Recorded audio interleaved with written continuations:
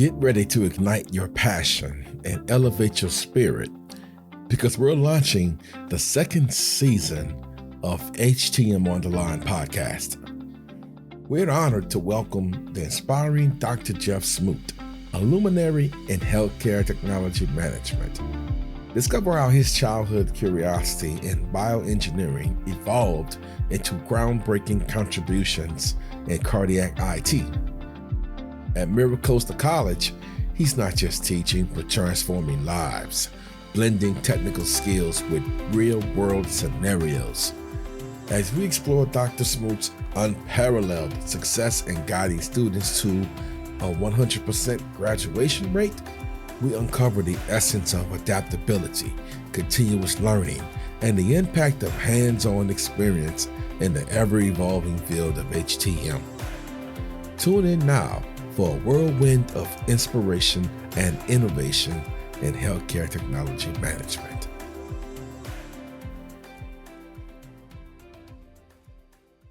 Jeff, welcome to HTM on the Line. How you doing today, sir? Great. Thank you for having me. Man, it's been a long time since we got on here, man. It was 2022 last time we talked. Yeah, you mentioned that, and I thought it seemed like for some reason time flies, you know? I thought it was sooner than that, but you said 2022, I'm like, wow. Before we get deep into the questions, how about you share with us your journey into the healthcare technology management industry and what inspired you to enter this field? Wow. Okay, so you're talking about going back. Okay, so back when I was younger, for those that can remember, I'm dating myself, there was this program called The $6 Million Man. And I wanted to originally get into bioengineering to, artificial limbs and internal organs and different things like that. So I was always kind of interested in it. However, I didn't know this field existed. And what happened was that by chance, I wound up going to school for bioengineering, found out I really didn't like it. And those doctors that basically do the artificial limbs and things are like researchers, PhDs, MDs, and different things, and they came out with this thing called a Jarvik 7, which was like the first one, in Utah. And so that's why I kind of like sparked the interest. But as time went on, I basically got into the Navy Reserves, and they had a program called RAMP, which they basically would take you, just send you to regular civilian school and to basically get a associate's degree. And I picked biomedical engineering, which is what biomedical technology, because that's what I wanted to do. So I got into it, and it was about 1988, actually, So I was a reservist and got my training kind of like civilian, but I was still serving time in the Navy and had that designation. And so from there, I just started just to kind of like grow. And that was in Chicago. That's where I'm originally from. And later on, I moved down into Atlanta, Georgia, right before the Olympics, and started working for a healthcare system down there. And I was decided to go back to school for my bachelor's degree, and I was in IT, and what happened was that basically they were starting a new cardiac program, cardiac IT, or PACS. And so by chance, I was kind of like thrown into that, or thrusted into that, not thrown into it, but thrusted into it. And there was a blessing in disguise because that's where I really got my PACS and IT and started to kind of go into different avenues of biomed and different things, and still associated with biomed, of course, but I was just doing some more things like with cardiology and specializing in that. And then, fast forward kind of, school went on, and in 2018, I had the opportunity basically to start a program at MiraCosta College in Carlsbad, California. And they were looking for an instructor, I heard, and I got, having to just interview, and they said, "We want you. And now you just have to create the program because we don't have anything." So, and that's what fast forward to where I'm at now. 2018 was when it started. And so I've been there ever since, took a break for a little bit, but I came back. And so I enjoy it.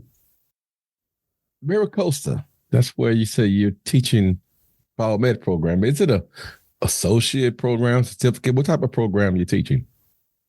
Well, it's a certificate program. And this is one of the only programs I know of. There might be more now, but it is basically funded by the Department of Labor.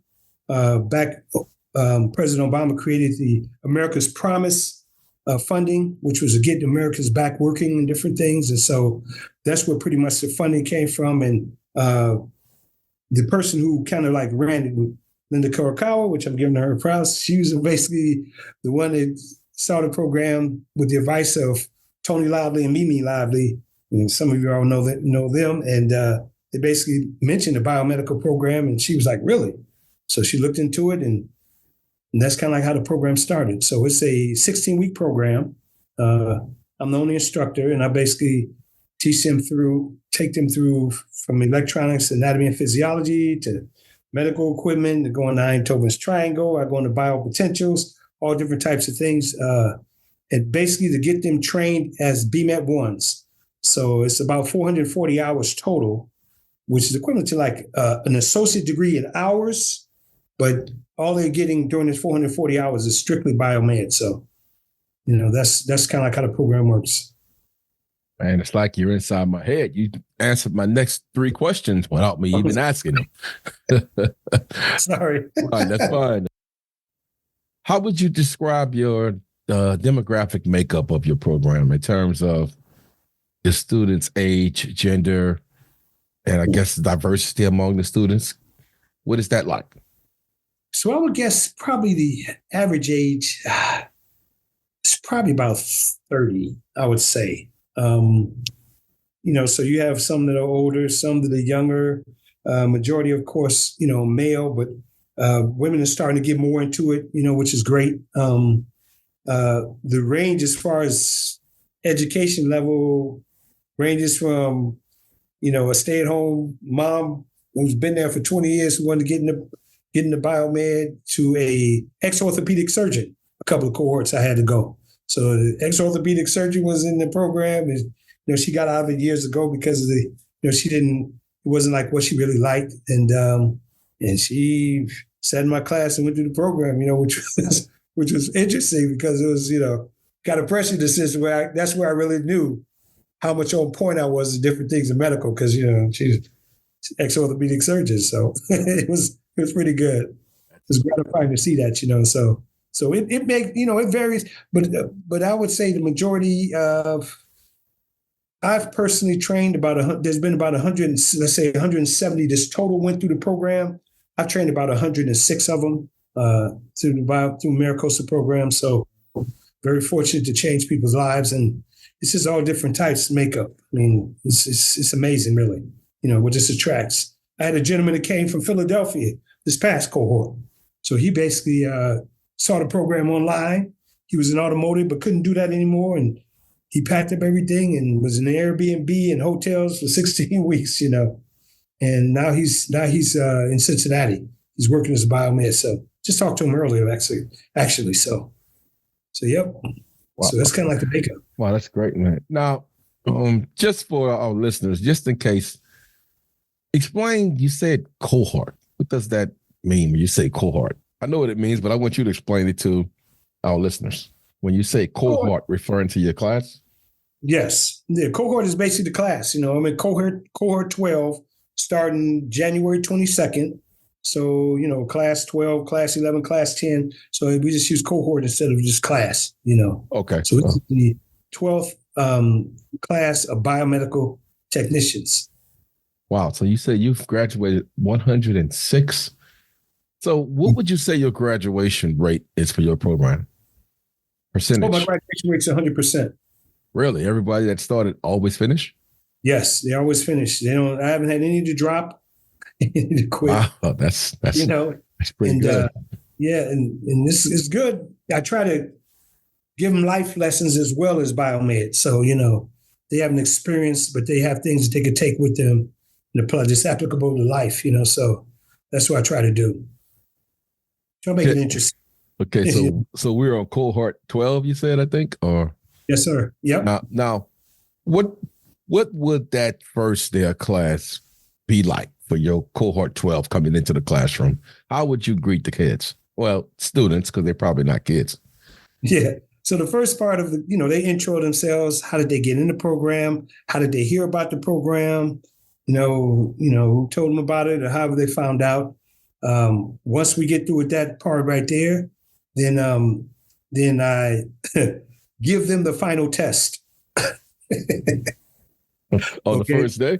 On the first day. I give them the final test, and of course they don't know it, but I want them to realize that they don't know. That way it kind of drops the guards down sometimes, or a lot of times it does, because, they can always remember that test that they got, I give them probably 3 points for their name and probably 3 points for the date. So, now, you have your kids there. I think you said, what is it, a 6-month program? No, 16 week, 4 months. Okay, 4-month program. So now in those 4 months, do your students have any hands-on training with like maybe some medical equipment in your class, or what's in your classroom? Okay, so in my classroom, I have monitors, test electrical safety analyzers. I have defib analyzer, EKGs, simulation, patient simulators. So I have test equipment that's in there. I've been fortunate with that. And I also have different equipment that's been donated and bought, patient monitor, 3 defibrillators, small Surgistat ESU piece of equipment. So I have kind of like a good variety of it, a good variety of EKG machines, also Mac 5500s, light sources, Alaris pumps. I have a little range of things they can basically learn on. Wow. And so when I basically get them in, I try to, because we have in this program, let me back up a little bit. This program basically has an internship. It's in collaboration with some of the hospitals, UCSD, Scripps, where the students could go in and do 120 hours of internship, under another biomed course. The hospitals accepted, program's pretty well established. And so they pick their days kind of like when they could go in, because the program is Monday, Tuesday, and Wednesday. So Thursday and Friday, they can go to one of the hospitals and do an internship for 120 hours. So it's imperative for me, because what I wanted to do was, in the beginning, I used to put the internship at the back end of the program when they're almost finished and they do an internship. But that didn't give them the opportunity to come back and ask questions or talk about different things they experienced. So I now, within the first probably 6 weeks, 5 weeks, they're going to be doing it. They're going to start the internship. Okay. So it's imperative that at the very beginning, and this is basically to kind of like capture their interest, because I've given them the final test the first day. Then probably within that week, I'll have them doing something like teach them how to wire a plug, electrical safety, how to wire a plug. So they have plugs that they can wire and learn how to do that. And this is something that I'll emphasize as time goes on. Instead of just doing it one time, they're doing it all during the cohort. And so they're able to get exposed really to, like, the first week of class, they actually are doing something pertaining to biomed. What are the key skills first that you really maybe teach them, that you really focus on, if you can name a few of them? Okay, so if I'm talking about soft skills, communications, how to talk. You have to have an even temper. You got to really, biomed depends on where you're at. It could be stressful. Well, probably anywhere you're at in biomed, it has its moments. Okay, so I try to teach them and emphasize about having an even temper. Don't panic. It's going to, when we go to these site visits, which we do, there's a lot of equipment in the shop. You don't have to know everything the first day, okay? Because sometimes they get in there and they're kind of overwhelmed. So I kind of teach them, it's all in time. Take your time, learn it. But as far as the actual skills in biomed, I emphasize that they'll know test equipment, because monitors can change everything, but you'll know how to do electrical safety. You know how to hook up a patient simulator, and so that's one of the things I really, because it's training for entry level BMed ones. And so I'm not getting into anesthesia. I'm not getting into ventilators, because entry level, they're probably more than likely not going to be touching that for a few years. So my key emphasis is you'll know test equipment. If you don't know anything else, you're going to know test equipment. And so that's what I emphasize all during the program, pretty much that. Okay. Now, you mentioned that you've been doing this will be like your 12th class that you're doing, or is the 12th class in the program Yeah. period? Or is Class in the program. I personally did, this would be my eighth okay. class I personally taught, but it's been 12 total. The HTM industry is evolving and changes every day. How in particular would you say that your program probably have evolved from the first cohort you had to the 8th cohort? What would you say maybe have been some adjustments you've made in how you instructed your class? Okay, well, one of the first adjustments I made was when I first started in cohort 1. I'm old school, so I'm used to look up something, get your laptops out, and let's look up something. Whether it's a test procedure, service manual, whatever. And they popped out their cell phones, and I was like, well, put your cell phones up. We're not going to be doing it. There's nothing with the cell phones. They said with Dr. Smoot, this is how we look up things on the cell phone. So I had to have a paradigm shift in my teaching, because I'm used to, get on a laptop, get on the computer, and they like, no, we can see everything on that small writing. And so that's that's one of the shifts I had to do. Another shift is that as time goes on, because I do, outside of teaching, I do a lot of research and reading, and I'm in VR and augmented reality and artificial intelligence. Then I have to kind of like now start adapting the program to where it's addressing those type of things, okay? Because that's what they're going to be exposed to. I really get into IT. I teach them IT and the basics, how to ping, command prompt, how to basically kind of troubleshoot, see if something's on the network, different things like that. So they will at least know how to speak the language, So when they need to put a EKG machine on the network, they're not saying to IT, give me those number things. They know what that means. They know it's called an IP address, So I try to give them the knowledge to where they can at least speak the language to be successful in the biomed career. So That's what I do. So I had to change, and it's constantly evolving, It's constantly evolving with different things. It's different things I read about and integrations and all types. So I'm always trying to evolve and get them involved in things that's going to be in the future too, So I've introduced in VR headsets. So now they do a module in VR headsets, and so it's been an ongoing thing. And so it gets to a point sometime where the 16 weeks is packed, with stuff. And so they get a chance to experience some things. Explain what you mean by they get exposed to VR headsets. But y'all watch videos, or how do you expose them to the VR headsets? Well, I've been fortunate to do some storyboarding and some creation of some of the some of the modules for Invert Lab. And so that's where the VR headsets come from. Inside of those, there's different modules for doing the PM on the defib, EKG machine, suction regulator, different things to where the students could put on the headsets and be immersed in that world. And it takes them through how to do a MedRat injector. What do you take loose? And you have two hand pieces, and you're actually immersed in it just like you're in the room. And you're actually taking it apart, unscrewing different things. And so this way, they're getting exposed to that. And now they can physically go and they can do something like that, because they've kind of like got the PM down for doing it. So, of course, it's never a first time, but it's just really something for them to be able to expose and to kind of see, how it defib, how do you do a PM on a defib? Even though we physically do it, but they're able to see it in the virtual world, which is really helpful. As your kids get close to finishing the program, what type of advice do you give to your students that can prepare them for a career in HTM? I know you mentioned some soft skills. What advice do you give to your students to prepare them? One of the main things is you don't know everything. You're coming in, there are people that know what you're trying to learn, and so take your time.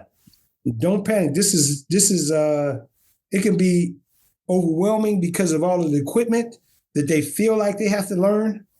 But somebody that's really seasoned, like ourselves, me and you, we've been in it for a while. So it's over a period of time, you learn it. So I teach them about, just, take your time and learn, and, try to have a even attitude. I wouldn't say anger level, which you're not going to have, but try to really be calm on a job, because you're going to deal with doctors, you're going to deal with nurses, you're going to deal with, people that, and some feel like they're God, and they're going to talk to you anyway. But you got to have an even keel, and that's the main thing. That's the main thing I emphasize to them. I call it relaxed intensity, and that's one thing they need to develop, is a relaxed intensity about what they do, because you can get caught up in the surgery, and you go there and they're in the middle of a case and the monitor's out. You got to be able to deal with that, because they expect you to understand. They expect you to get it fixed, and so I try to really tell them to have an even temperament about everything they do, I guess it has to be challenging in a way, because you have the years of experience. So I guess you may have to almost pull yourself back, because you might want to just keep going on, and then you find yourself maybe going over their head. So I guess that takes discipline on your part when you're teaching them to keep it at an even keel so they can digest it. I'm getting people that never touched a screwdriver. And in 16 weeks, I got to get them to biomed, entry level 1. And I mean, some of them never know what a circuit is. They don't even know what I'm talking about, So I have to kind of tailor make my teaching to where everybody gets it, and nobody's bored. I guess that's the best way to say it. Wow, that could be real challenging if you have an orthopedic surgeon, then you have someone who never touched it. And I'm more than sure a lot of your students probably going through career changes. So, yes. So some may have a lot of experience in the working industry, but some may have zero. So I can see where that might be a challenge, because they probably have different levels of experience in life and as far as technology or technical. So that could be a challenge, I can see. But so I have to really, it's kind of like, you got, got people that did electronics, that got companies maybe, and they're going for another career change. And, but where I really get them at is basically when I really start talking about biomedical equipment, because that's one thing I know they don't know. I know they don't know that. So, no matter where they are, orthopedic surgeon, they know medical equipment, but they don't really know it like we know it, So I really, that's where kind of like you kind of rubber hits the road, and they have to kind of submit to what I'm teaching them, because they don't know, Yeah. So it's a challenge, but it's fun. I welcome the challenge all the time. So yes, that's great. Now, you mentioned earlier about your site visits. Could you speak more on what type of site visits you were speaking of that you do with your kids, the students, rather? Okay, so what we basically do is we got a couple of hospitals, UCSD in San Diego. We got Scripps, Kaiser, and they're gracious is giving us site visits. And we all the students we meet there, and they basically show us biomed. So in essence, if there's like, say for instance, 10 technicians in the shop, then usually they break up in groups and they just go and spend 5 minutes with each section, each area, and the technicians talk about their day to day, and they can ask them questions and all types of stuff. The site visits basically for the purpose for me personally is, first of all, they get a chance to see what biomed really is in action. Okay. The real situation. Secondly, they get to ask questions, and they see different things, and because everybody's got different questions. And then lastly, they start seeing equipment that we got in the room, which solidifies what I've been teaching them, And we all, biomed always kind of think alike, in the whole industry. And so they start mentioning, the different technicians mention certain things that I've said. And all they do is look back at me like, yeah, he's right. There's one thing when I'm saying it, but when somebody else is saying it, and I didn't like cue them or tell them, hey, say this here, and they just did it on their own, they're really like, wow. And Dr. Smoot, yeah, that's correct what he said. This person just said the same thing, so it's really gratifying. And I try to, my goal is to have site visits at hospitals and manufacturers and maybe some, third-party service, so they can see that there's, biomed is just not in the hospital. But you could do field service. You can do bench repair someplace, in a manufacturer. You can do different things. So I try to really expose them to all that, because some people are not cut out for the hospital. hospital is not for everybody. And if some people want to deal with all that, so they can still kind of like have the same appreciation for the field, but not have to deal with some of the things that the hospital will present to them. So, and occasionally, which has only been two classes, last class and the second class, we had the opportunity to tour the U.S. Navy hospital ship Mercy, which is here in San Diego. And so that's really something. When they see that, they're really amazed, so it's been great.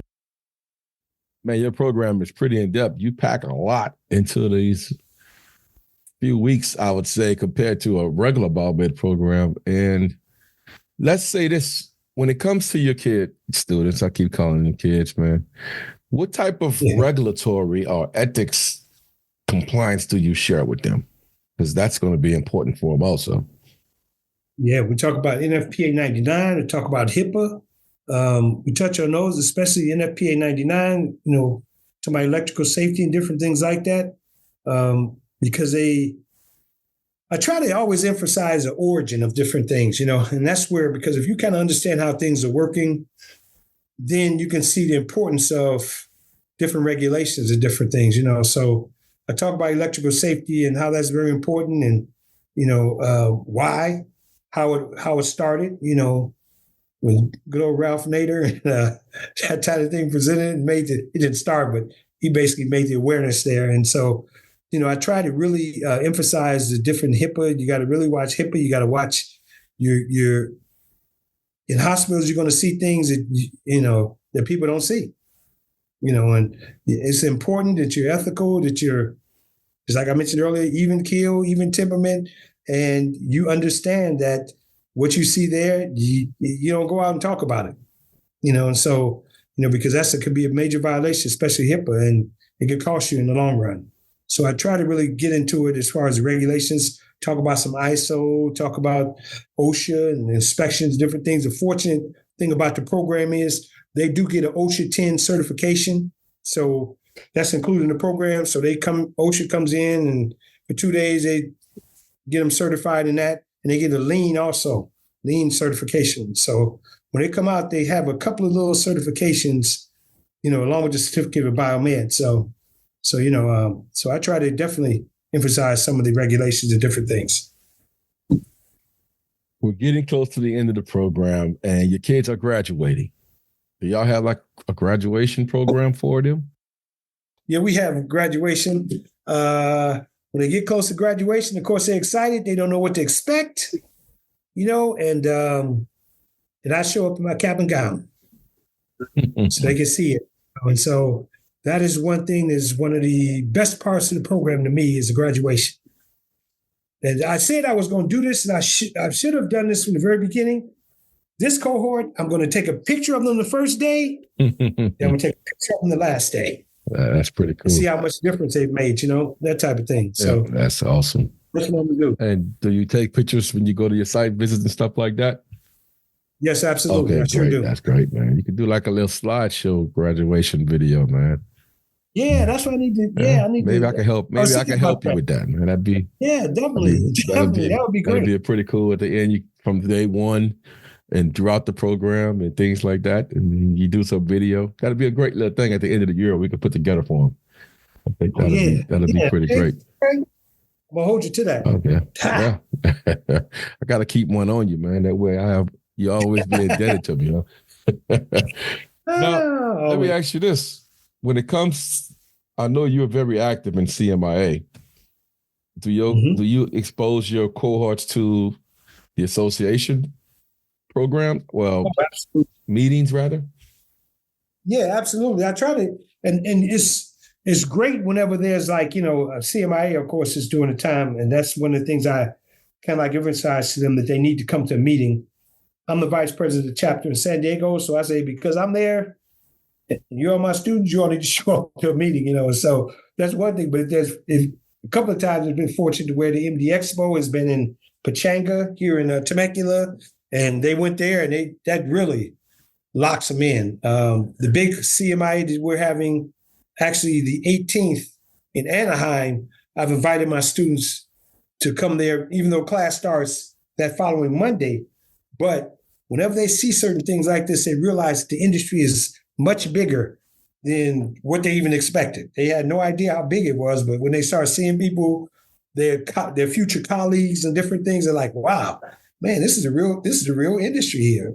Then they start wondering, how come I haven't heard about this? Just like everybody does, Sure. Well, how come I haven't heard about this? This is amazing, And so that really locks them in when they come to some of those events. So I try to expose them as much as possible. If there's anything in the area, I try my best to get them to come and different things like that, and that introducing the people. And they come to the meetings, they get a chance to meet local biomeds, in the San Diego area. And they really, and I can't say enough about the biomed HCM industry, from you to, the president, Amy, and Danielle, because the support. Program couldn't exist without a lot of support from all the people. It would be very hard. So I appreciate that. Support is everything, really. Man, they don't realize how privileged or blessed they are to be able to go to an association. I have my technicians that work with me never been to one. I mean, we don't even have an association in Louisiana. So just the fact that they can be exposed to that before they even get into the industry is awesome. Yeah. I mean, that's commendable that you exposing them to that. That's also probably a great teaching lesson when you get back to class. So as time goes on in the program, of course, they become more and more interested, and they start, in the beginning, they don't know whether they can do it. I don't know if I can do this here. It looks kind of, but then they actually start saying, man, they actually start believing that they could do it, And I've been fortunate enough to where they've gotten jobs before the program was even ended. A month before they had a job, So that's been great, And but just expose them to it, it really makes a difference, And that's why I say about any program out there, if you can get the students to go into a hospital just to see, how it runs, what's going, it really makes a big difference it makes an impact on the students. You say your graduation rate is 100%. What is your job placement percentage for your graduates? It's in San Diego. They don't want to leave San Diego. They want a job here, and I always emphasize, you got to start broadening your horizons to really get employment. The ones that have reached out and have done that, it's really 100%, because they get a job with no problem.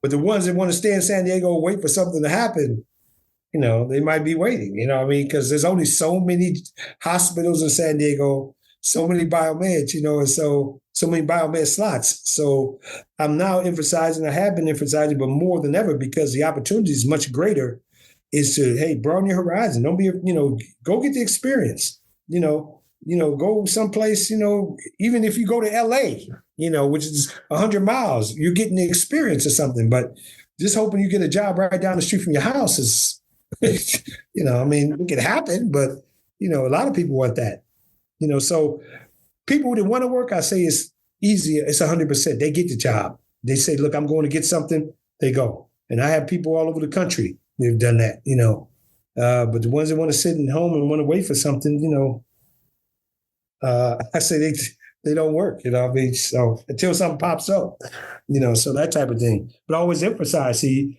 this is a 12th class. So you got 11 classes that are looking for a job right in San Diego, probably just like you, and so you have to broaden your horizons, especially now. It's opportunities wide open in the HCM industry. It's wide open.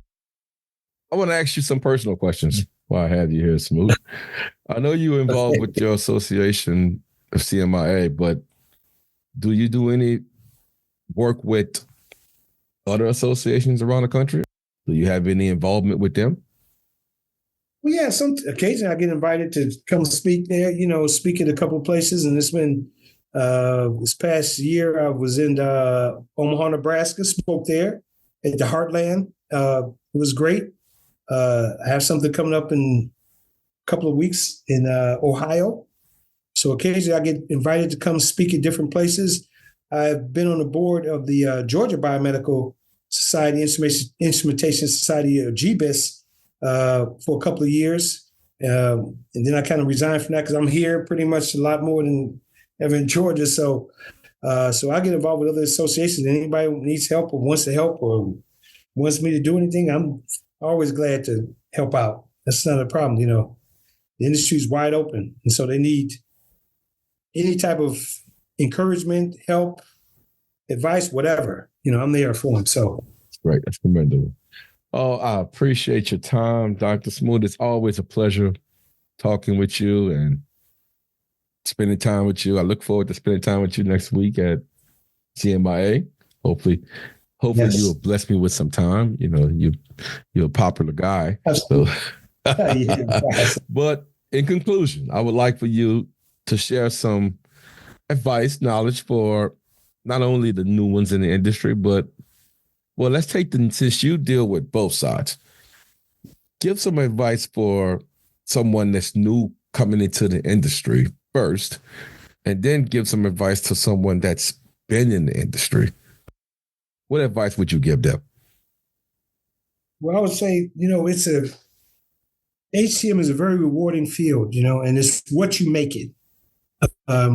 You come in and sometimes things are repetitious, but there's so many avenues that are being created daily to where opportunities are going to exist and going to grow and going to be presented, And the thing is, you got to keep educating yourself, keep striving, keep being prepared, because when the opportunity comes, it's not a matter of, if it's going to come, it's when it's going to come. And you have to be prepared. And so I always say, keep educating yourself, keep, get in and try and gravitate towards something you really enjoy, because that will present an opportunity for you that you'll say, how did I get in this? And it's just, you were ready for it. It presented itself. So you just got to keep educating yourself and just keep learning. I mean, it never ends as far as learning. So keep going. Great advice. Now, for the seasoned biomed or HTM professional, what advice could you give to them?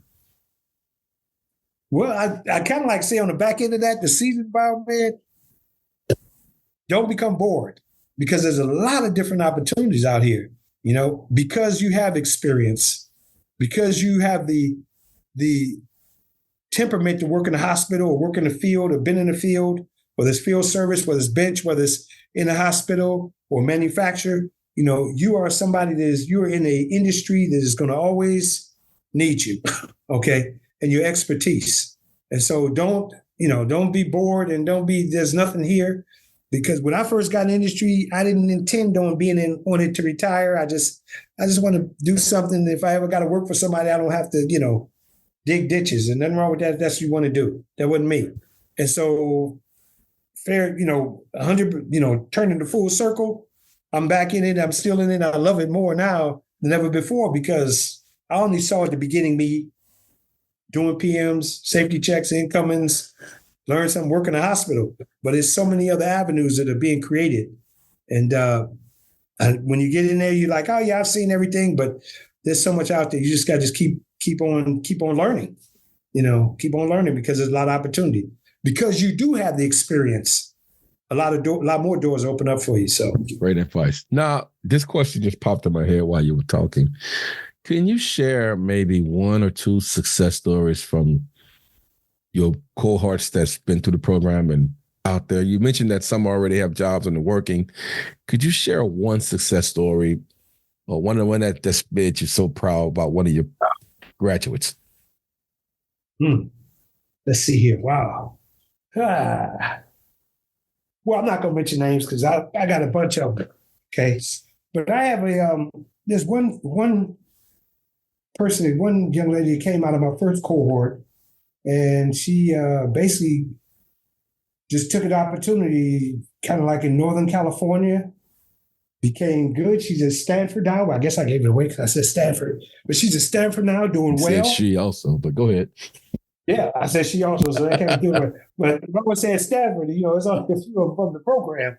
But that's one that really, she's certified now, so it's already out. But she is doing well in the industry.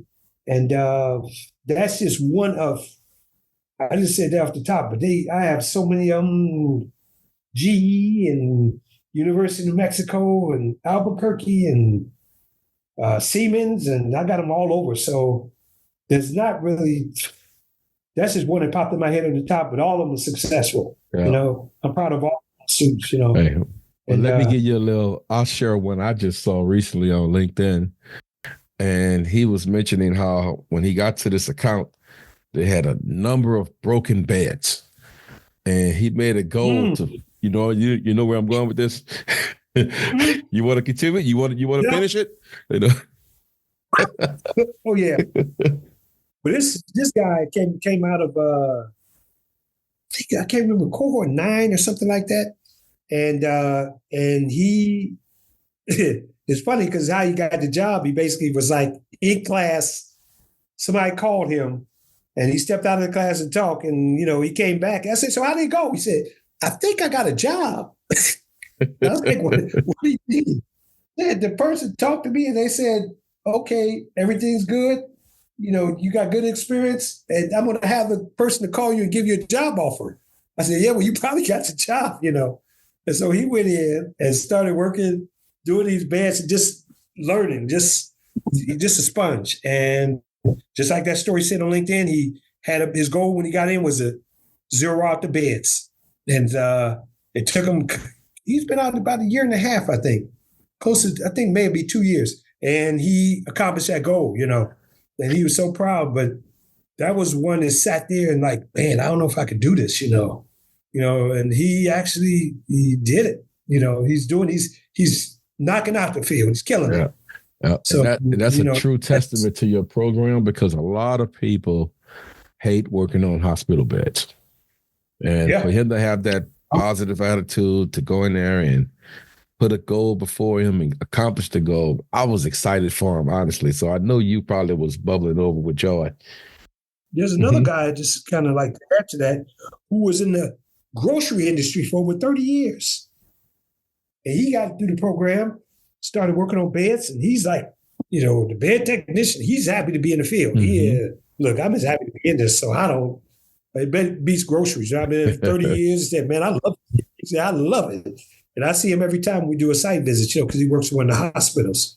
But it is really, it's really gratifying to see that. Yeah, because I don't understand the hate for hospital beds. I mean, that's one of the most important pieces of medical equipment in the hospital. that regardless of what you say, yes, IV pumps. Exactly. IV pumps. I mean, it's like they gotta have they gotta have beds. If you got a hospital, how you gonna not have beds? What are they gonna do? Stand? You gotta have beds. Well, I appreciate you, Dr. Smoot, man. Anytime you want to come back on, feel free. The door is always open to you. And maybe we can brainstorm and maybe we can figure out some kind of way, get one of your kids or a couple of your kids on one time for an episode. I think that'd be pretty good. Maybe midway through the program and see how they're doing. Yeah. And we can. That's pretty good. Yeah, that'd be real good, Get some in the past and the present, man. That sounds good, man. You can have like a little mini class reunion or something like that. Cohort reunion. But all right. Well, thank you once again. I appreciate you, man. And until we meet again, take care of yourself, sir. Hey, thank you very much. And you keep doing what you're doing. You're doing a fantastic job.